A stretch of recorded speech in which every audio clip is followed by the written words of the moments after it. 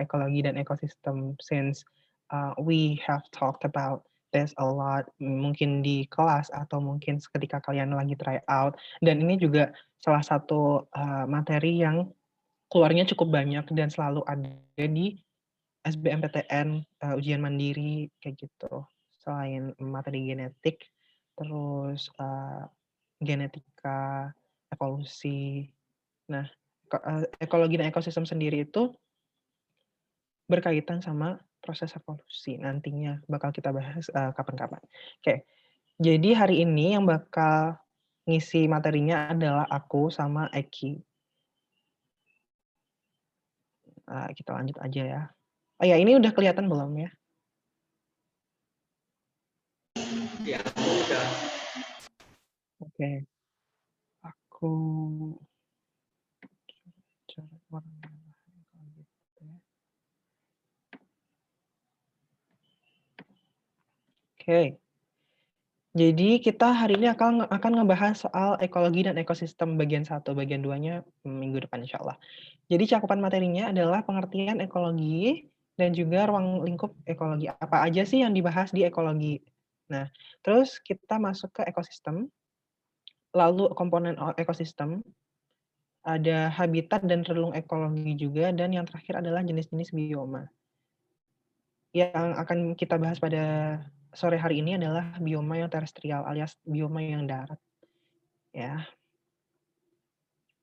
Oke. Yang pertama, kita akan menggali lebih dalam tentang apa itu pengertian dari ekologi. Ekologi sendiri berasal dari bahasa Latin oikos, yang berarti rumah, dan logos, yang berarti ilmu. Jika kita digabungkan dari secara bahasanya, berarti ilmu yang mempelajari tentang rumah. Rumah siapa? Pertanyaannya adalah seperti itu. Rumah siapa? Yakni rumahnya organisme atau makhluk hidup. Nah, di sini ekologi didefinisikan sebagai ilmu yang mempelajari interaksi, jadi mempelajari interaksi antara organisme dan lingkungannya. Jadi yang dimaksud dari rumah itu adalah lingkungan, tempat tinggal organisme, lalu yang dikaji dalam ekologi itu adalah interaksi antara organisme itu dan lingkungannya.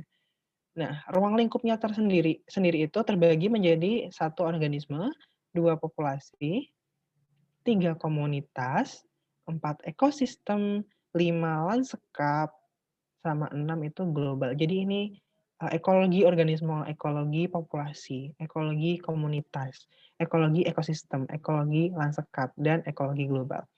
Yang pertama adalah ekologi organisme. Apa sih yang dipelajari dalam ekologi organisme? Jadi dalam organisme sendiri kita itu memiliki yang namanya microclimate, di mana itu adalah kondisi yang ada di tubuh kita. Misalkan suhu kita, terus suhu tubuh kita, terus konsentrasi zat cair yang ada di dalam tubuh kita, dan juga bagaimana tubuh kita itu kan bersimbiosis dengan beberapa organisme lain seperti halnya mikroorganisme, bakteri, terus kadang juga ada cacing yang hidup di tubuh kita dan sebagainya. Lalu ada ekologi populasi yang nantinya bakal dibahas tentang definisi populasi itu apa. Terus ada ekologi komunitas yang membahas soal hubungan antara populasi satu dengan populasi yang lain. Lalu ada juga ekologi ekosistem. Ini adalah bahasan yang paling penting dalam ekologi, di mana kita mempelajari betul-betul tentang interaksi antara organisme dan lingkungannya. Lalu ekologi lanskap itu membahas mengenai ekosistem satu dengan ekosistem yang lainnya. Satu.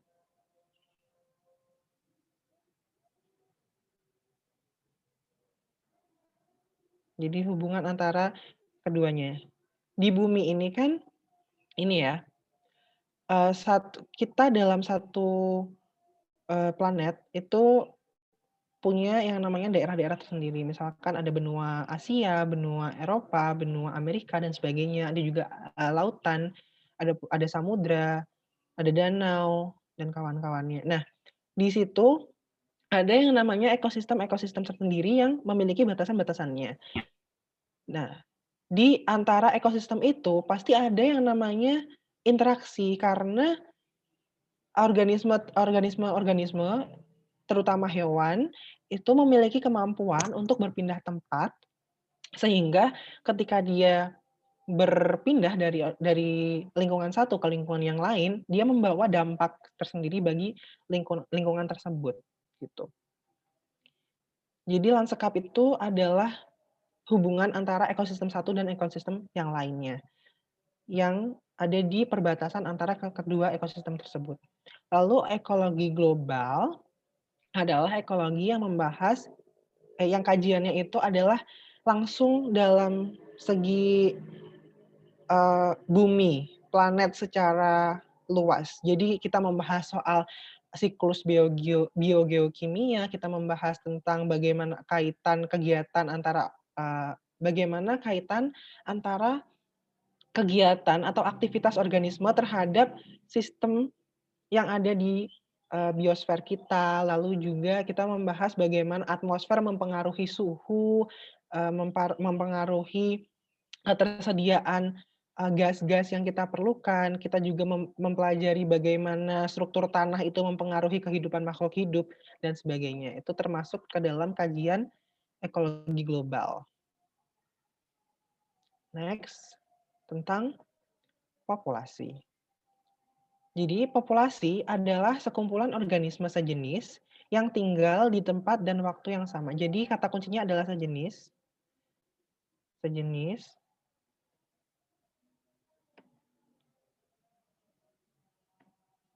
Jadi kata kuncinya adalah organismenya sejenis atau satu spesies ya kita bilangnya. Dan tinggalnya di tempat dan waktu yang sama.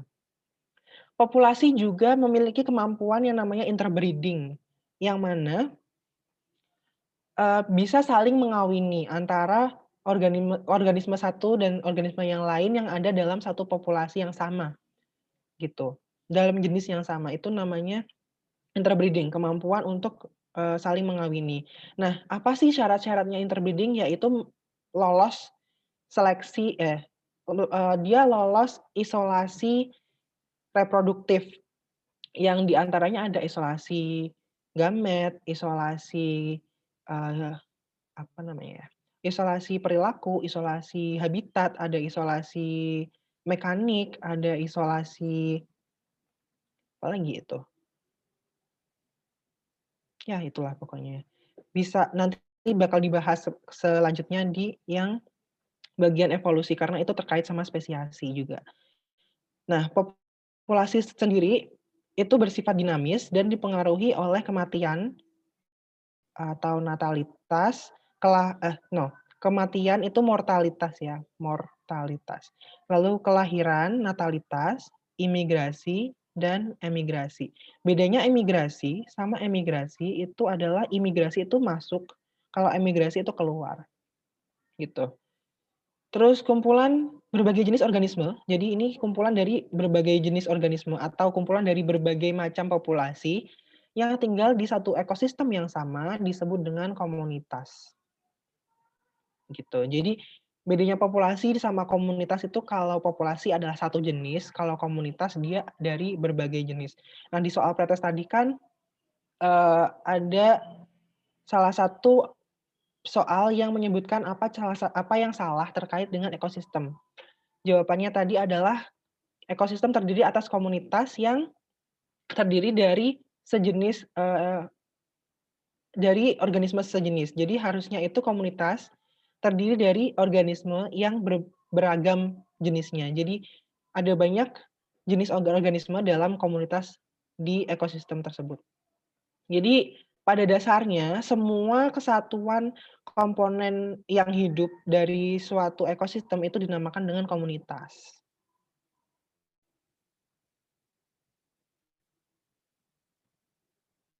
Oh ya, populasi juga ini, organisme-organisme, individu-individu dalam satu populasi, dia memiliki kesamaan genetik, jadi bisa melakukan pertukaran informasi genetik antar satu dan yang lainnya. Ini mempengaruhi kemampuan interbreeding yang udah aku sebutkan tadi di awal. Oke. Ekosistem, apa sih ekosistem itu? Kan tadi kan udah disinggung soal populasi dan komunitas. Komunitas kan tadi nyebutin soal ekosistem ya. Jadi ekosistem itu adalah suatu sistem yang terbentuk dari adanya hubungan timbal balik antara komunitas dengan lingkungannya. Jadi kata kunci dari ekosistem ini adalah sistem dan hubungan timbal sistem yang terbentuk dari hubungan timbal balik antara komunitas makhluk hidup dan lingkungannya. Kata kuncinya di sini adalah hubungan timbal balik. Jadi suatu ekosistem dapat terbentuk ketika komunitas itu punya hubungan timbal balik dengan lingkungannya. Misalkan ada hewan A, B, C, D, mereka sama-sama melakukan respirasi. Yang mana respirasi itu mengeluarkan karbon ke udara. Nah, di lingkungannya, karbon itu akan misalnya diserap oleh individu yang lain, yang nantinya membentuk suatu sistem atau siklus karbon, seperti itu. Jadi ada kesinambungan antara komponen-komponen yang ada di lingkungan itu dan juga makhluk hidupnya. Terus, ekosistem sendiri memiliki 2 komponen utama, yakni komponen biotik dan abiotik. Nah, komponen biotik itu meliputi apa aja? Jadi, komponen biotik dari suatu ekosistem adalah komunitas makhluk hidup. Seperti yang udah aku bilang tadi bahwa komunitas makhluk hidup yang ada di satu ekosistem itu adalah komponen biotik. Semuanya, meliputi semua macam makhluk hidup yang tinggal di ekosistem itu. Nah, organisme makhluk hidup itu memiliki yang namanya habitat dan juga relung ekologi. Habitat adalah tempat organisme itu tinggal. Jadi, kalau kita bisa bilang alamat tinggalnya satu organisme itu adalah habitat. Misalnya, rusa tinggalnya di tempat yang padang rumput, hutan, dan sebagainya. Itu namanya habitat. Jadi tempat tinggalnya. Terus misalkan seekor ikan tinggal di akuarium, di kolam, itu namanya habitat. Nah, habitat sendiri terbagi menjadi habitat terestrial atau darat dan juga habitat akuatik atau perairan. Tuh. Nah, kalau kita bicara tentang peran dari organisme, itu kita membicarakan tentang niche atau relung ekologi. Jadi peran organisme dalam sebuah ekosistem itu namanya relung ekologi atau niche. Relung ekologi sendiri itu dalam satu ekosistem tidak ada yang sama. Jadi antara makhluk hidup satu dengan makhluk hidup yang lain, komponen biotik dari suatu ekosistem itu memiliki niche yang berbeda-beda. Misalnya dalam satu ekosistem, itu ada ulat dan juga ayam. Nah, ekosistem yang dimaksud adalah ekosistem sawah di mana produsennya adalah jagung. Ulat sama ayam itu sama-sama makan bagian dari jagung. Tapi bagian yang dimakan itu berbeda. Ayam memakan biji-bijiannya alias buah dari jagung, tapi si ulat itu makan daun dari jagung. Nah, ini dinamakan dengan niche atau relung ekologi. Si ayam memiliki peran sebagai pemakan biji-bijian dalam ekosistem itu, dan terutama jagung, dan si ulat memiliki peran sebagai pemakan daun di ekosistem tersebut, gitu. Jadi meskipun apa yang mereka konsumsi pada dasarnya itu dari organisme yang sama, relung ekologi mereka atau peran mereka dalam ekosistem itu berbeda, gitu. Nah, ada beberapa teori tentang relung ekologi, mungkin aku bakal bahas di lain pertemuan. Karena lumayan banyak juga, terus kita punya waktu yang terbatas hari ini. Terus, nah, relung ekologi itu ada yang namanya ekuivalen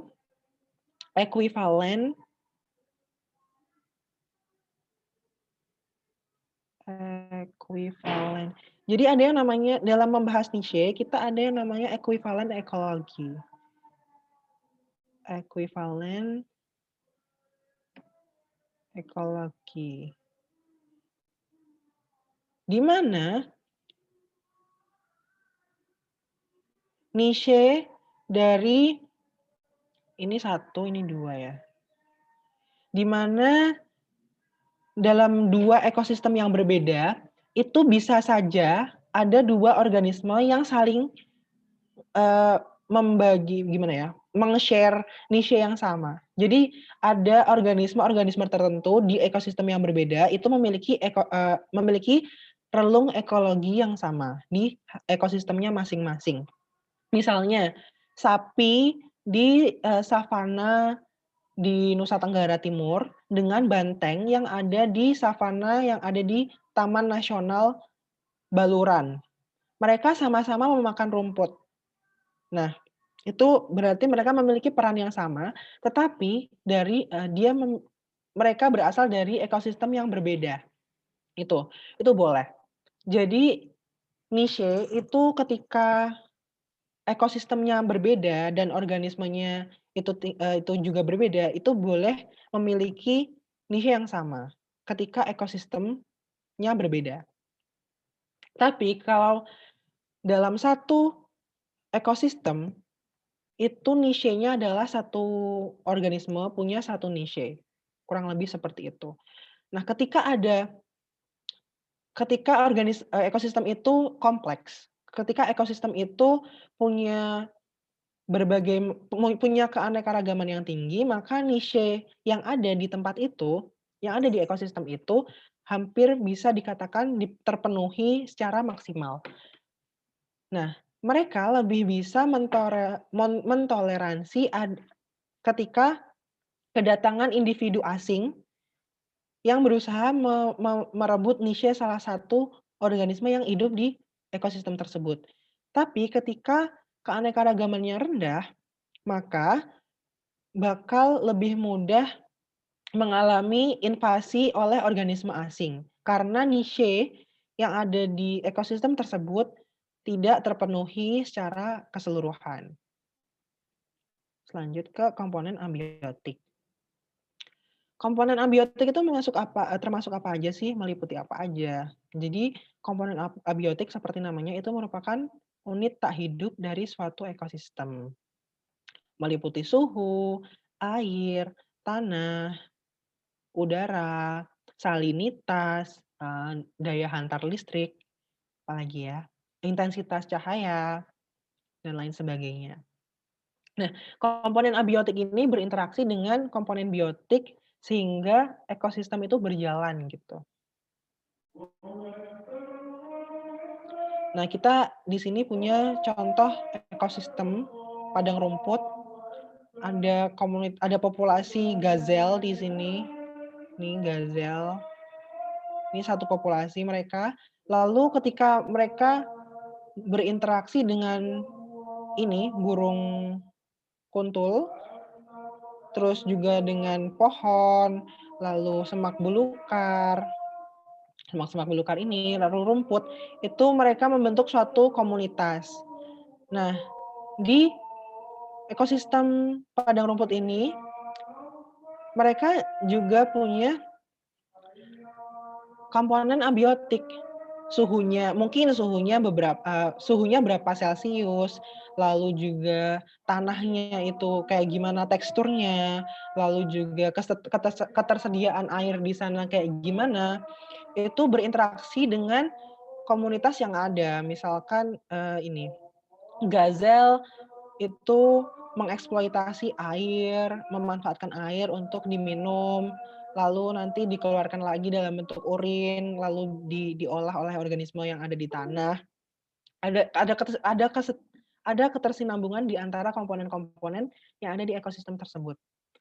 Terus lagi zat-zat mineral, zat hara yang ada di tanah dimanfaatkan oleh tumbuhan, lalu tumbuhan mengalami fotosintesis, dimakanlah oleh populasi yang lain yang memiliki tingkat trofik di atasnya, lalu mengalami dekomposisi dan lain sebagainya.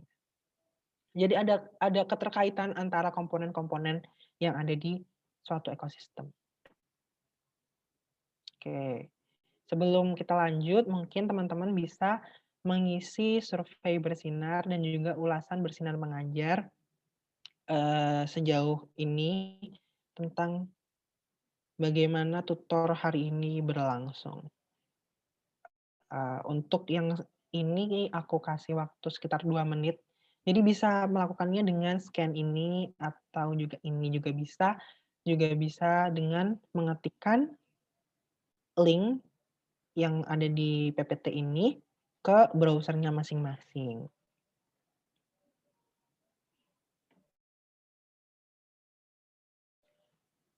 Oh ya, misalkan aku ngejelasinnya ada yang kecepatan, itu bisa minta ulang atau misalkan ada pertanyaan, ada yang kurang jelas, itu bisa ditanyain ya.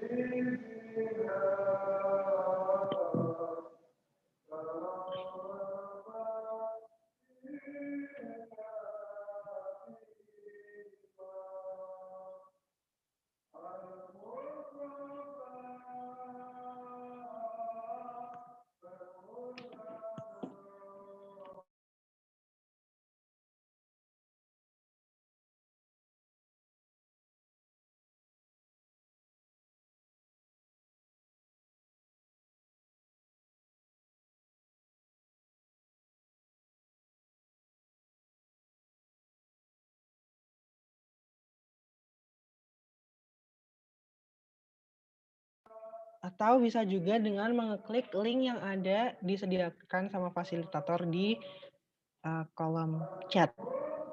Oke, next we have bioma. Apa sih bioma itu?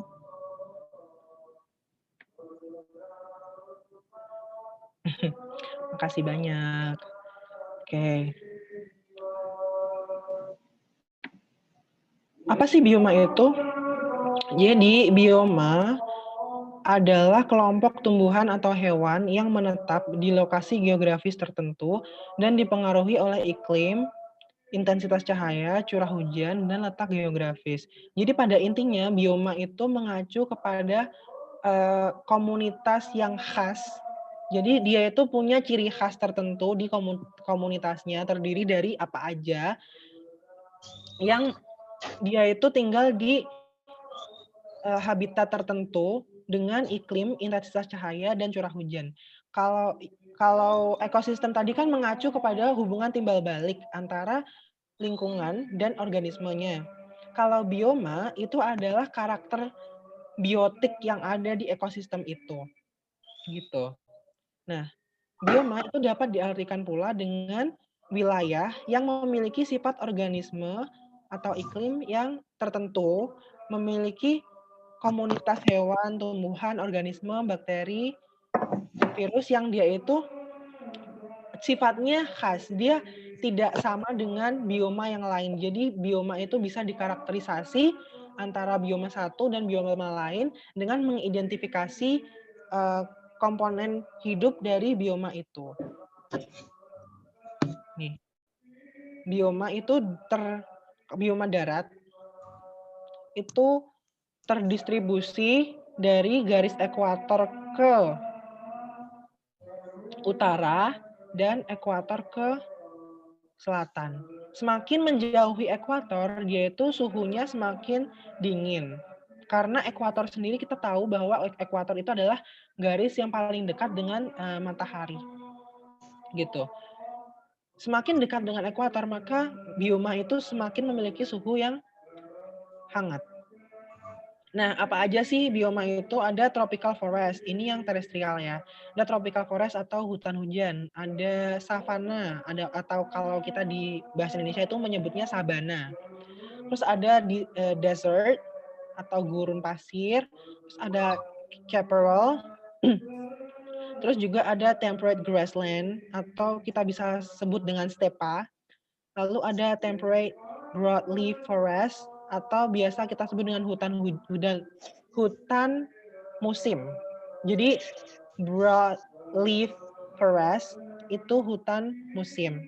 Terus ada northern coniferous forest atau kita bisa sebut dengan taiga. Terus ada tundra, lalu ada high mountains atau pegunungan tinggi sama kutub es. Di sini sama di bagian atas ini, kutub utara dan selatan. Ini bisa kita lihat distribusinya ya. Tropical forest itu kebanyakan di dekat garis ekuator. Terus sabana itu di dekatnya hutan hujan. Mengingat curah hujannya itu juga lumayan tinggi di sabana. Terus habis itu di sekitarnya setelah itu ada desert, ada gurun pasir. Terus naik lagi ada chaparral. Chaparral itu kayak perbukitan batu gitu. Terus di samping-sampingnya ada yang namanya temperate grassland atau padang rumput. Jadi isinya cuma rumput doang. Nanti bakal kita bahas. Terus ada hutan musim di sekitar lintang ke-30 baik utara dan selatan. Ini di sini hutan musim. Ini hutan musim. Terus ada tundra. Ekosistem tundra itu berbatasan langsung dengan kutub. Gitu ya. Tundra itu berbatasan langsung dengan kutub. Terus ada taiga.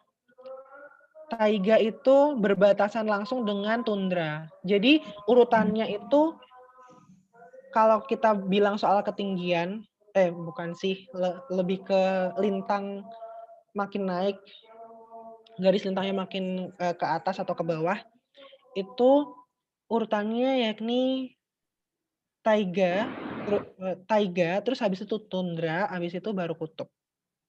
Gitu. High mountain sendiri itu ada di sini di pegunungan Himalaya, terus ada juga pegunungan-pegunungan lain, pegunungan Andes dan kawan-kawannya di Amerika Selatan. Seperti itu. Kita mulai bahas satu-satu soal bioma. Yang pertama ada bioma desert atau gurun. Jadi ini dia itu dekat dengan lintang utara dan selatan yang punya nilai 30 derajat. Jadi dia dekat dengan daerah 30 derajat lintang utara dan selatan.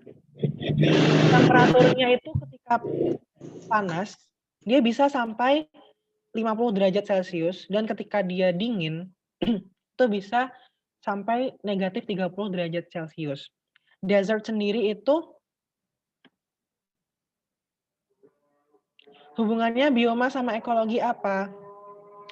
Oke, jadi hubungan bioma sama ekologi itu bioma bukan. Jadi bioma itu lebih kayak karakteristik komponen biotik yang ada di suatu ekosistem gitu. Jadi kayak dari ekosistem itu dia itu komponen biotiknya apa aja sih? Jadi kita bisa mengenali ekosistem itu gitu. Jadi bioma itu lebih ke karakteristik yang khas, karakteristik komponen biotik dan juga itu sih. Jadi karakteristik komponen biotik yang khas di satu ekosistem. Bisa dipahami nggak ya kira-kira ya? Jadi bioma itu lebih mengarah ke karakteristik biologis, karakteristik komponen biotik gitu. Yang ada di ekosistem tersebut dan dipengaruhi oleh komponen abiotiknya. Jadi kita kalau ngebahas soal bioma itu lebih ke kayak cirinya doang. Kita nggak ngebahas tentang hubungan komponen biotik sama abiotiknya. Iya benar. Jadi kayak gitu. Jadi hubungannya sama adaptasi makhluk hidup. Makasih banyak. Itu siapa?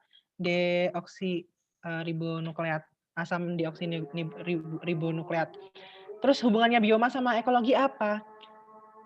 Nah, kalau ekologi tadi kan kita ilmu yang membahas tentang hubungan makhluk hidup dan lingkungannya. Bioma sendiri itu mempelajari bioma sendiri itu dengan mempelajari bioma, kita mengetahui karakteristik-karakteristik makhluk hidup yang tinggal di ekosistem tertentu, gitu. Nah, jadi kita bisa tahu bagaimana karakter itu membuat dia bisa bertahan hidup di ekosistem tersebut dan juga memberikan kontribusi tertentu ke ekosistem tersebut. Misalnya kaktus. Kaktus ini kan dia misalnya di, bioma gurun itu dia kan ada kaktus dan tumbuhan-tumbuhan lain yang termasuk xerophyta. Mereka memiliki kutikula yang tebal dan juga akar yang sangat panjang.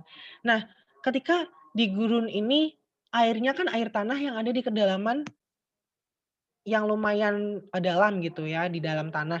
Nah, akarnya kan panjang. Jadi, bagaimana cara mengeksploitasi sumber daya alam yang ada, bagaimana organisme itu mengeksploitasi sumber daya yang ada, itu dengan cara akarnya itu dipanjangin, akar dia bakal tumbuh kemana mana dan panjang sampai menyentuh sumber air. Nah, itu berarti pengaruhnya terhadap ekosistem itu, air di sana itu tidak serta-merta terserap banyak sekali, juga dia hubungannya sama transpirasi yang ada di tumbuhannya. Misalkan tumbuhan-tumbuhan yang ada di gurun ini kan mengalami transpirasi yang sedikit ya, jadi di sana penguapan di daerah gurun, uap-uap air yang ada di udaranya itu lebih sedikit daripada uap air yang ada di bioma lainnya, terutama hutan hujan tropis, begitu ya. Jadi kaitannya adalah bagaimana dengan eee, jadi kaitannya antara bioma dengan ekologi itu adalah bagaimana karakteristik yang ada di, komponen biotik di suatu ekosistem itu mempengaruhi kinerja dari ekosistem tersebut. Nah, contoh dari hewan-hewan yang ada di gurun itu adalah ada, burung, terus kalajengking, ada juga kadal, ada snakes, ada ini ular, ada kumbang, ada juga rodentia yang itu makan biji-bijian, terus juga kebanyakan dari mereka itu adalah nokturnal. Karena apa? Karena kalau siang kan panas ya, jadi mereka beradaptasi bagaimana caranya mereka bisa beraktivitas dengan lebih baik, yakni ketika malam hari, gitu. Terus tumbuhannya kebanyakan itu punya tipe fotosintesis C4 dan CAM. Contohnya Euphorbia, terus ada kaktus itu, terus semak-semak belukar yang cenderung tidak berai eee, ti yang cenderung dia itu menyimpan air dalam batang-batangnya, gitu.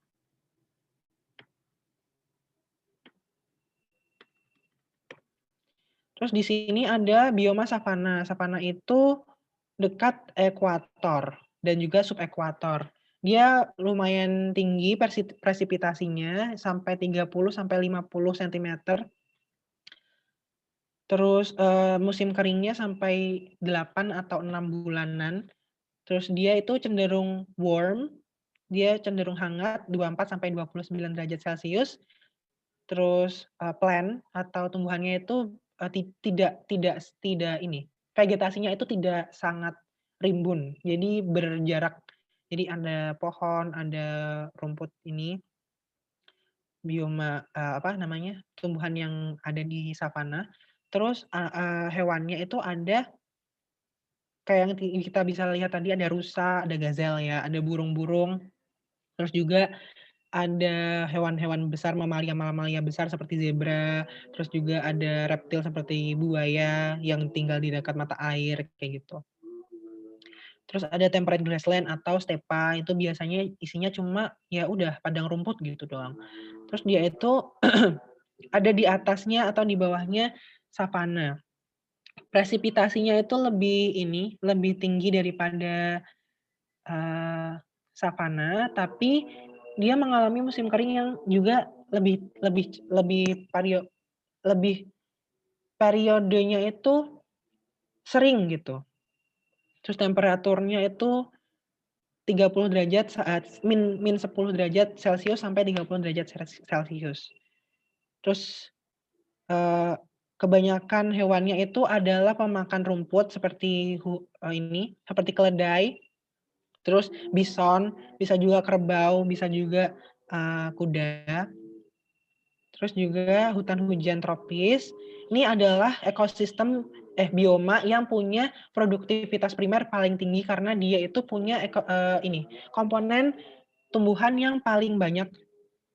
Dia paling bervariasi juga, memiliki keanekaragaman yang paling tinggi di antara bioma-bioma yang lain, gitu. Ini dia ada di sekitar garis ekuator, terus memiliki tingkat, hujan yang tinggi, namanya juga tropical forest gitu kan, hutan hujan tropis. Itu bisa sampai 400, sentimeter per tahunnya. Terus juga temperatur dia itu cenderung hangat karena ada di garis ekuator. Terus, eee, tumbuhannya itu lebih ke tumbuhan tinggi-tinggi gitu, pohon, terus ada juga, tumbuhan menjalar kayak gitu. Terus hewannya itu mencakup serigala, terus, eee, anjing hutan, ayam, terus burung, mencakup juga, ini harimau, terus rubah, kayak gitu. Terus, temperate broadleaf forest ini adalah hutan hutan musim, jadi dia juga lumayan tinggi presipitasinya, ada di wilayah subtropis. Terus temperaturnya itu merenggang antara 0 sampai 35 derajat Celcius. Tumbuhannya itu biasanya kayak maple, oak, elk gitu, terus apalagi ya, ini willow. Willow trees, itu ada di sana, terus mereka itu beradaptasi dengan baik di 4 musim, panas, semi, gugur, sama dingin. Terus hewannya itu termasuk ini, biasanya ada rubah, serigala juga di sana, terus beruang, terutama beruang yang dia itu punya ini, apa namanya, beruang grizzly, terus apalagi ya, terus dia juga punya, burung-burung juga yang beradaptasi dengan baik di 4 musim, gitu. Terus selanjutnya ada taiga. Taiga itu jadi dia itu tumbuhan yang paling banyak itu ya konifer gitu. Terus derajat, suhunya itu merenggang antara -50 derajat Celcius sampai 20 derajat Celcius. Jadi dingin banget di sana.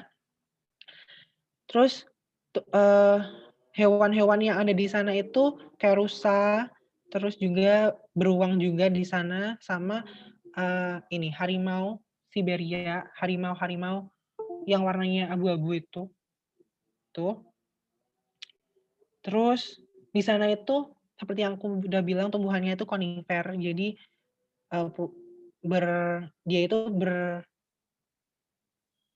berasal dari divisi Coniferovita, apa ya itu ya, Conifita, itu pokoknya yang divisinya pinus itu. Jadi mereka berkembang biak dengan Strobilus. Terus yang terakhir ada tundra. Tundra sendiri itu ada di sekitaran Arktik, di sekitaran, kutub utara maupun selatan. Nah, tundra itu temperaturnya antara -30 derajat sampai 10 derajat Celcius. Vegetasinya itu didominasi oleh lumut atau Bryophyta, bisa juga dari Hepatophyta, bisa juga dari rumput tanduk, Xanthophyta itu. Nah, kenapa lumut itu sangat, cocok di sini, soalnya dia itu dingin dan juga udaranya cenderung bersih. Terus hewan-hewan yang ada di sini tuh kebanyakan kayak rusa kutub dan, apalagi ya, kelinci kutub, terus, ini, apa namanya, itu, dan karibu juga, terus burung-burung yang biasanya migrasi, kayak gitu. Pembahasan soal bioma berhenti sampai situ, terus, ini selanjutnya bakal ada pembahasan soal dari Eki.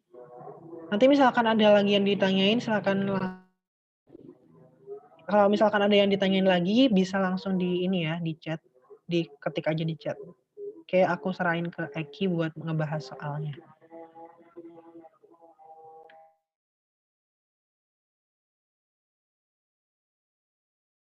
Oke, aku izin share screen ya. Udah kelihatan.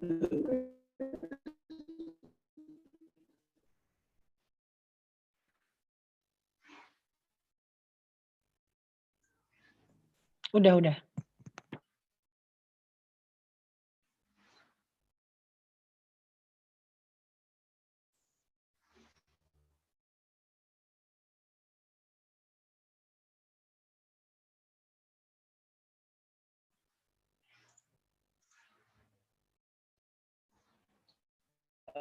Jadi di sini kalian coba kerjain dulu nomor 1 ya. Jadi dicoba dulu dikerjain gitu.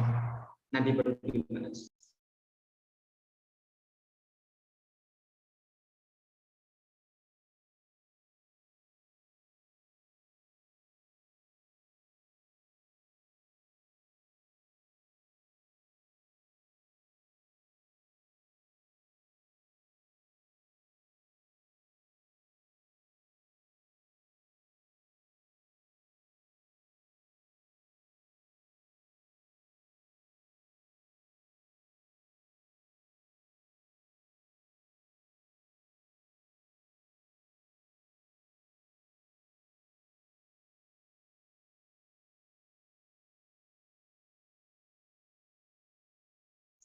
Lanjut ke nomor 2 ya teman-teman.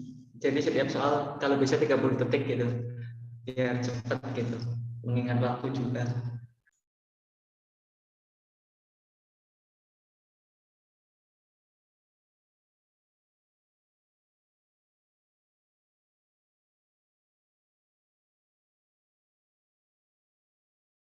Mungkin dari teman-teman ada yang udah nemu jawabannya, bisa chat aja di meeting chat gitu ya. Nomor 1 sama 2 tadi apa gitu. Biar aku bisa lihat gitu.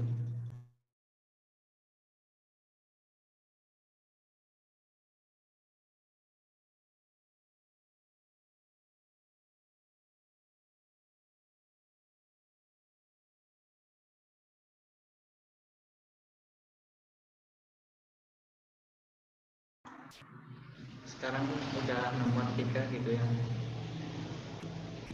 Mungkin bisa ini ya, chat di meeting chat biar aku tahu gitu kalian jawabnya apa gitu.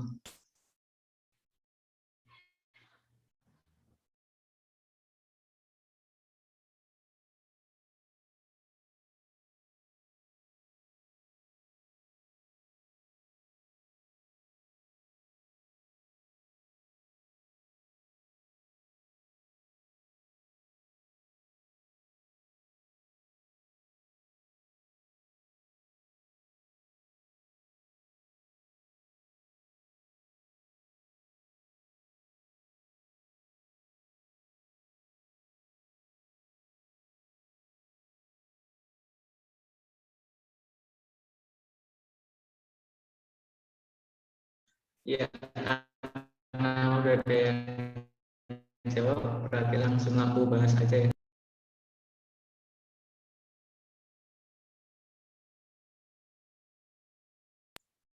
Udah kelihatan belum ya boardnya?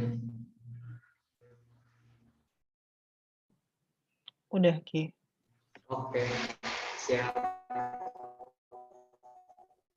Jadi di sini nomor 1 gitu, itu kan soalnya berdasarkan kategori kehidupan pada ekosistem perairan hewan yang aktif berenang tanpa terpengaruh arus air. Jadi berenang tanpa terpengaruh. Kita akan bahas satu persatu gitu. Yang pertama itu plankton. Plankton itu plankton itu suatu organisme yang hanyut bebas dan sangat lemah daya renangnya gitu. Kata kuncinya itu sangat lemah daya renangnya, dan juga plankton itu pasti dia sangat penting gitu bagi kehidupan di dunia gitu ya, karena menjadi bekal makanan untuk kehidupan akuatik gitu. Nah, plankton itu terbagi dua gitu ya. fitoplankton dan juga zooplankton gitu. Mereka terdiri dari mikroorganisme tumbuhan dan hewan gitu yang bergerak dengan kemampuan terbatas gitu. Kalau untuk perifiton itu kumpulan jasad renik hewan maupun tumbuhan yang melekat pada organisme lain gitu. Itu kuncinya gitu. Nah, jadi bagi konsumen kecil seperti itu. Dan juga perlu diingat ini barangkali bisa mungkin keluar gitu ya. Perifiton itu dapat menstabilkan polusi yang terjadi di dalam air gitu. Nah, perifiton juga menjadi indikator penting dalam memonitor kualitas air seperti apa gitu. Indikator perubahan kondisi gitu. Misalkan ada pencemaran lingkungan gitu, dia bisa mengukur gitu ya perifiton ini. Nah, kalau bentos itu dia hewan dan tumbuh-tumbuhan yang hidupnya di dasar laut gitu atau pada wilayah yang disebut zona bentik gitu ya. Nah, pada hakikatnya itu semua organisme itu istilahnya butuh lah gitu, butuh organisme bentik ini gitu untuk bertahan hidup karena organisme bentos ini mengkonsumsi bangkai hewan yang tenggelam ke dasar laut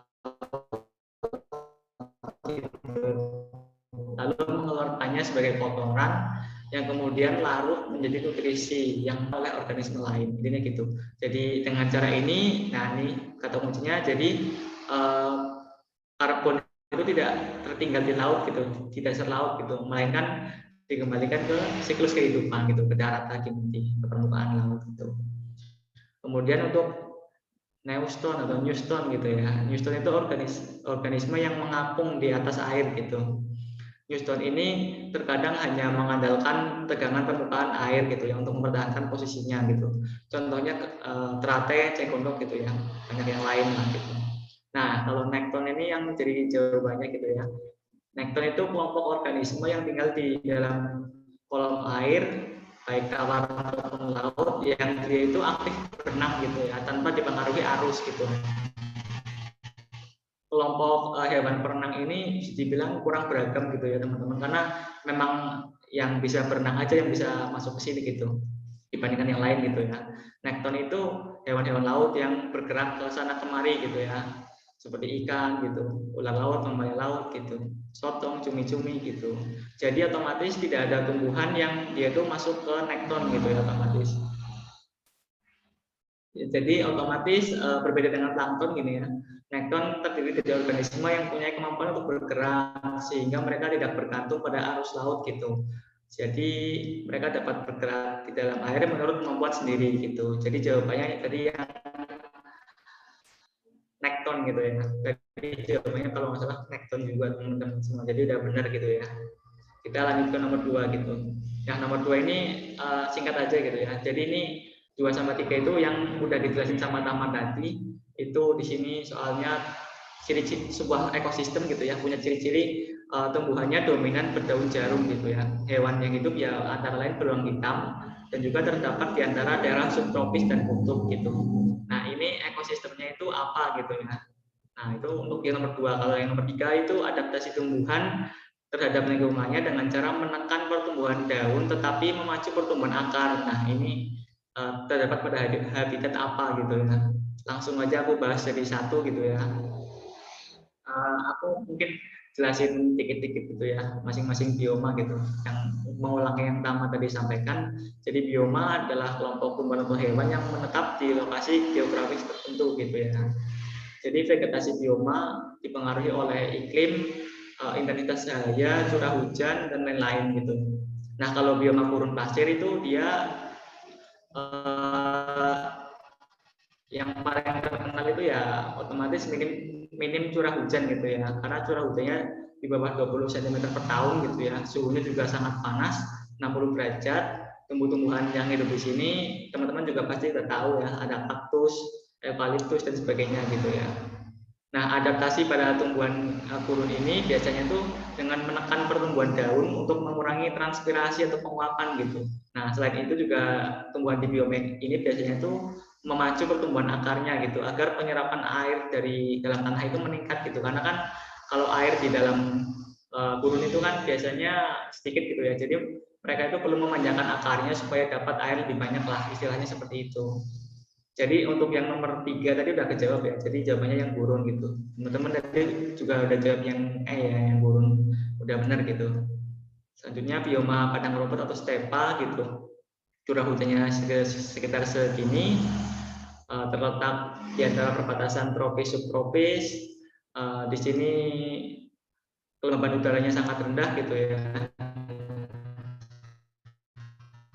Tumbuhan yang mendominasi otomatis rumputan gitu ya. Jadi makanya disebut bioma padang rumput atau stepa gitu ya.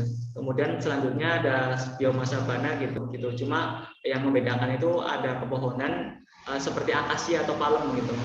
Itu perbedaannya gitu. Nah, kalau bioma hutan hujan tropis atau hutan basah gitu ya, itu bioma yang dibilang ada di Indonesia gitu ya.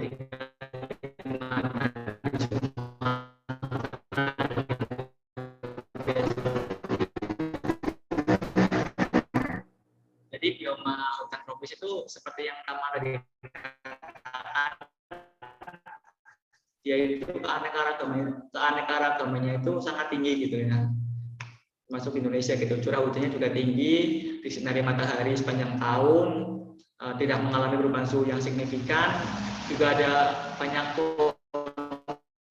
pohon besar gitu ya, sampai cahaya matahari itu kadang nggak masuk ke tanah gitu, karena suhunya, karena pohon-pohonnya itu tumbuh tinggi sekali gitu, tanahnya juga subur gitu ya, tumbuhan-tumbuhannya bukan daunnya gitu ya. Saatnya di sini konifer gitu ya, jadi yang seperti yang disebut oleh Tama gitu.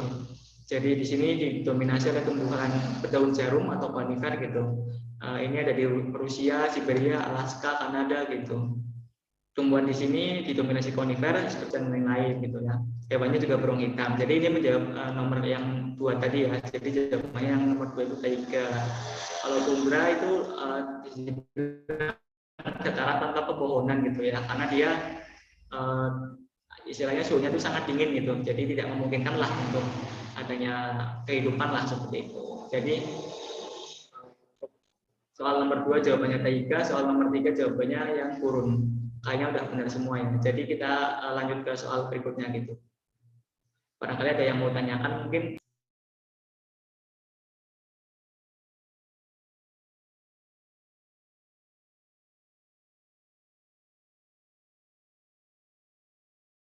Nah, ini nomor 4 ya.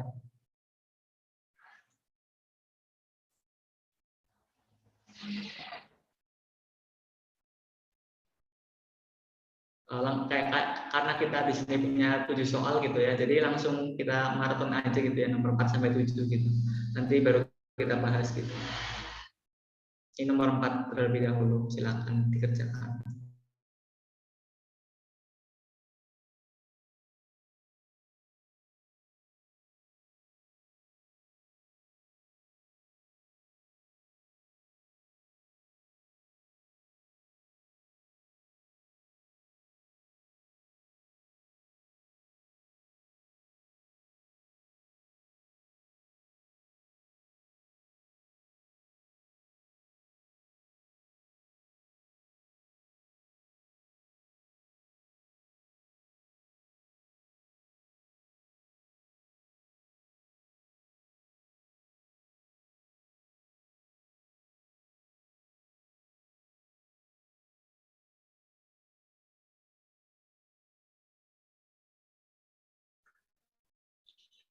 Lanjut ke nomor 5 ya.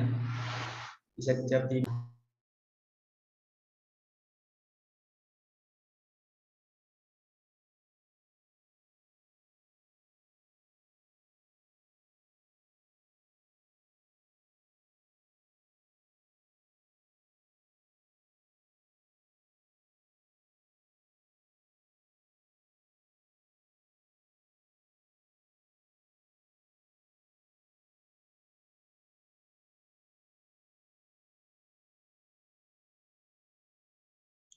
lanjut ke nomor 6 ya. Gampang-gampang kok ini kok, nggak susah-susah gitu.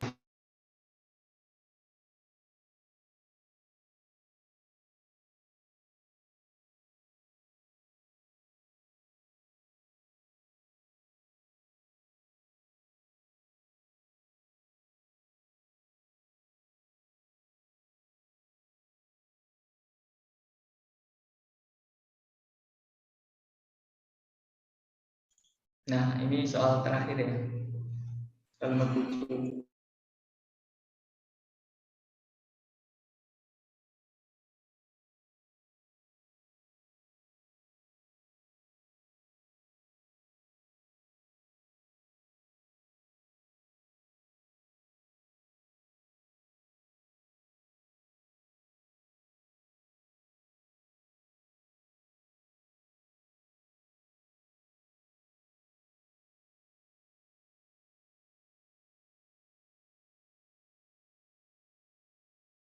Ya, mengingat waktunya juga udah jam 5 gitu ya. Jadi langsung aku bahas aja ya.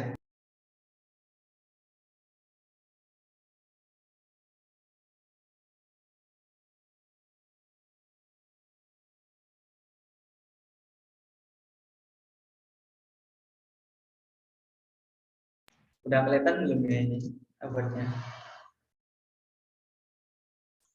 Kelihatan belum tangannya? Sudah, Kak. Oke. Udah. Jadi di sini nomor 4 jadi baca soalnya ya. Komponen biotik tingkat produksinya paling banyak gitu ya. Oke, udah ada yang jawab nih. Zooplankton. Ya, sip. Jadi nomor 4 langsung aja pembahasannya, sama nomor 5 ke aku gabung ya sekalian. Jadi zona laut berdasarkan kedalamannya itu ada 3 ya. Ada zona litoral, neritik, dan juga batial gitu ya. Ada 4 sorry ya, litoral, neritik, batial, sama abisal gitu. Kalau litoral itu daerah di antara garis pasang dan garis surut air laut gitu. Jadi zona litoral itu gampangnya tuh dia zona yang paling dekat dengan pantai lah gampangnya gitu. Kalau zona neritik atau laut dangkal itu zona laut dengan tingkat kedalamannya sampai 200 meter gitu ya. Nah, ciri zona neritik ini sinar mataharinya masih bisa menembus zona ini sehingga sangat cocok untuk dijadikan habitat banyak organisme laut gitu ya. Karena matahari bisa menembus ke zona ini gitu. Zona ini juga merupakan tempat di mana banyak jenis ikan yang ditangkap nelayan gitu ya. Zona batial itu 200 sampai 1.800 meter gitu ya. Karena kedalamannya udah semakin dalam, maka wilayah laut ini tuh tidak dapat ditembus matahari gitu. Jadi penghuninya juga nggak seramai yang di zona neritik gitu ya. Kalau zona abisal itu zona yang ada di laut kedalaman sangat dalam gitu ya. Misal di Palung itu Palung Mariana gitu. Ini kedalamannya lebih dari 1.800 meter gitu ya. Jadi otomatis jelas di sini wilayahnya tidak, karena letaknya sangat dalam, jadi sangat sulit ditemui oksigen gitu. Nih contohnya Palung Laut Banda, Palung Mariana gitu ya. Nah di sini ada zona berdasarkan intensitas cahaya matahari, ada zona fotik gitu ya. Itu kurang dari 200 meter sehingga masih bisa ditembus oleh cahaya matahari gitu ya, dan juga masih memungkinkan fotosintesis gitu ya.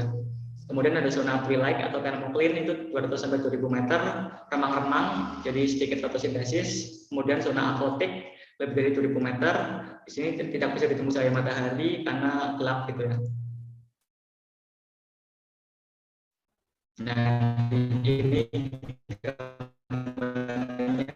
mungkin ya jadi cari di Google juga gitu ya. Jadi benar ya tadi yang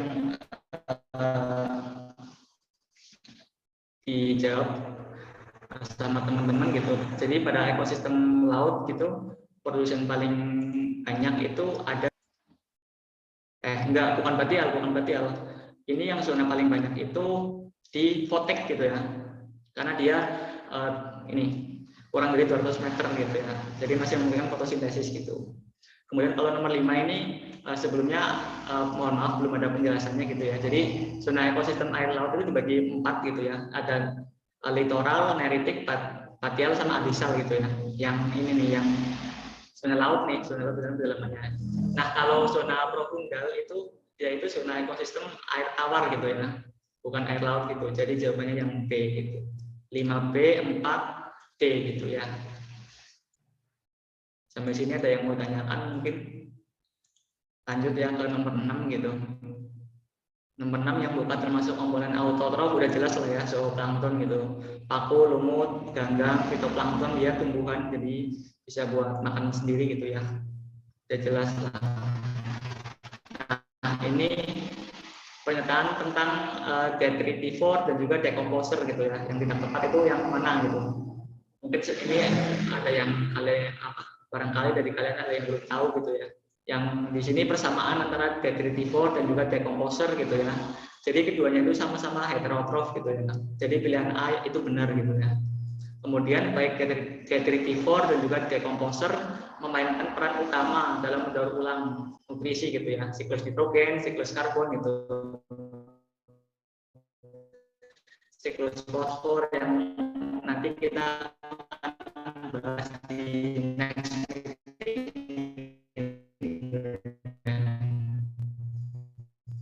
dan juga kedua strategi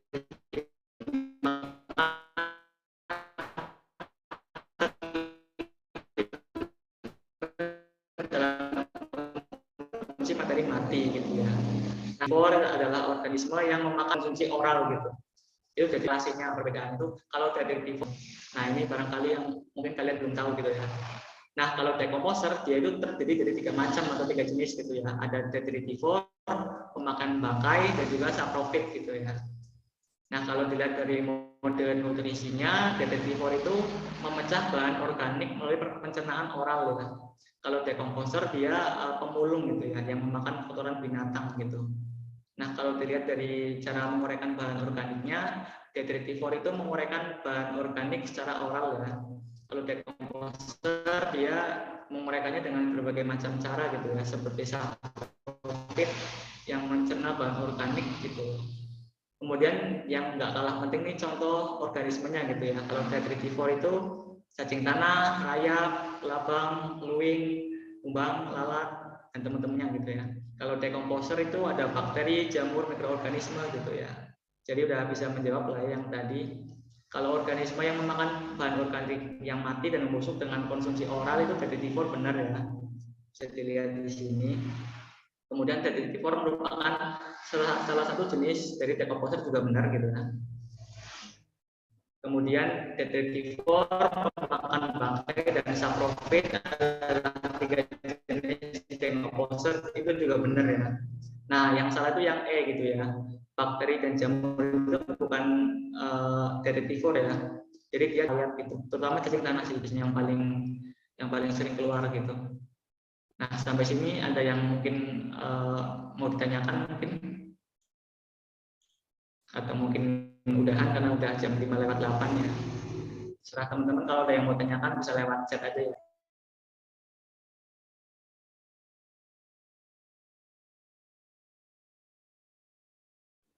Pembahasan soal cukup dari aku gitu. Mungkin ada yang mau tanyakan atau mungkin langsung ditutup aja.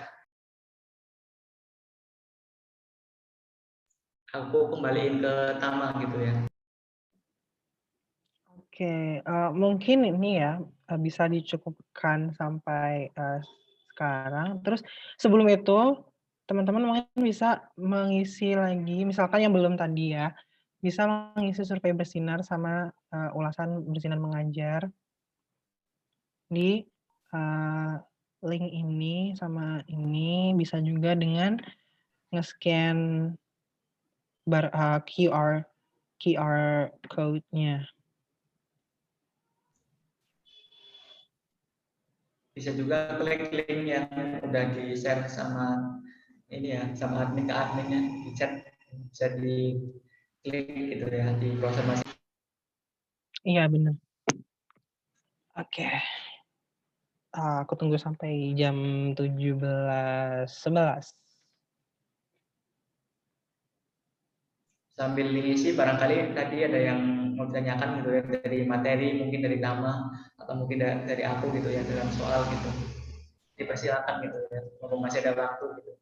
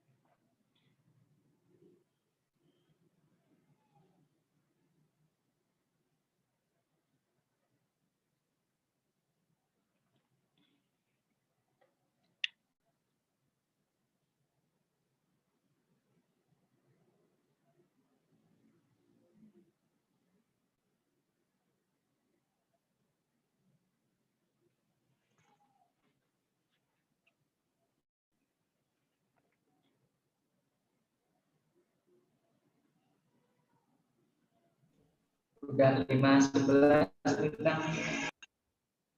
Oke, so karena ini udah jam 5:11, aku ucapkan terima kasih banyak.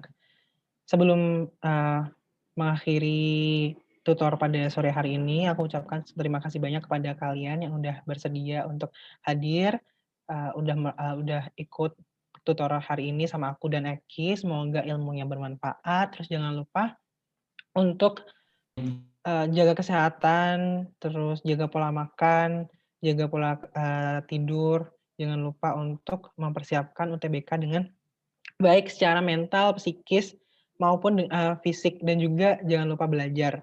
Terus kalau misalkan kalau tips dari aku misalkan, kalian UTBK-nya besok atau 1 hari sebelumnya itu bisa, refreshing aja dulu biar otaknya nggak panas. Oke. Terus juga selamat berbuka bagi kalian yang udah, waktunya berbuka, terus, selamat mempersiapkan buka bagi kalian yang, masih mau buka nanti.